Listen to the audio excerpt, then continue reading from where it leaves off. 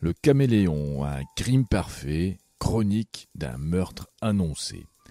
Voilà qui sonne classique du roman policier et du genre énigme type Cluedo. Leur auteur, David Grann, n'est pourtant pas un romancier et ses bouquins ne sont pas des romans. D'ailleurs, je dis bouquins, mais là aussi rien à voir avec les best-sellers qui se vendent au kilo. Ça se glisse dans une poche et pas besoin d'une poche extra large. Bref, David Grann est journaliste au New Yorker, reporter plus exactement. Et les éditions Alia, qui ne manquent pas de bonnes idées, très bonnes même, nous donnent à lire ces reportages dans un format mini, mais pas minus, très soigné. Ce que l'on appelle de la non-fiction narrative, autrement dit du récit vrai, le tout se lisant comme un roman. C'est en particulier le cas du dernier en date, chronique d'un meurtre annoncé. Rodrigo Rosenberg savait qu'il était sur le point de mourir. Ce n'était pas qu'il se trouvait au seuil de la vieillesse, il n'avait que 48 ans. Ce n'était pas non plus qu'on lui avait trouvé une maladie mortelle. Cet inconditionnel du vélo jouissait d'une santé parfaite. En fait, Rosenberg, avocat d'affaires extrêmement respecté au Guatemala, était certain qu'on allait l'assassiner.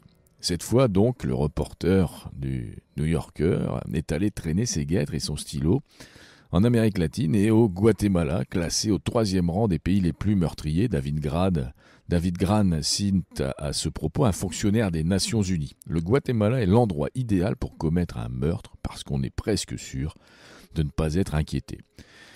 Voilà qui donne la mesure de la corruption qui sévit dans ce pays où tous les niveaux de pouvoir et de justice semblent pourris. Alors, quand ce qui devait arriver arriva, l'assassinat de Rodrigo Rosenberg, pour beaucoup, l'affaire pouvait d'ores et déjà être classée sans suite, comme tant d'autres.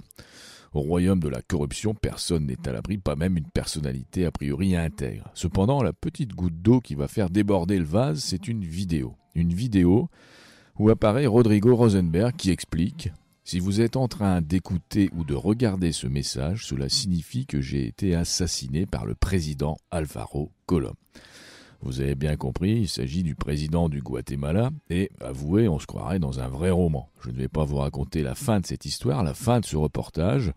Vu la mise en accusation, sachez que c'est quand même un organisme soutenu par les Nations Unies qui va mener l'enquête, la Commission internationale contre l'impunité au Guatemala.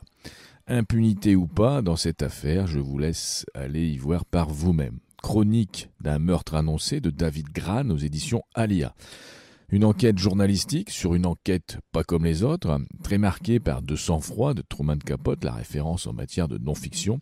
David Grann s'inscrit pleinement dans cette veine littéraire à part entière. Et quand il l'explique à la brillante revue 813, la revue des amis des littératures policières, à propos des faits divers qu'il choisit, mon souhait, je cite, est de toujours dégoter ceux qui sont susceptibles de jeter la lumière sur quelque chose de plus grand, à propos de nous-mêmes ou de notre société.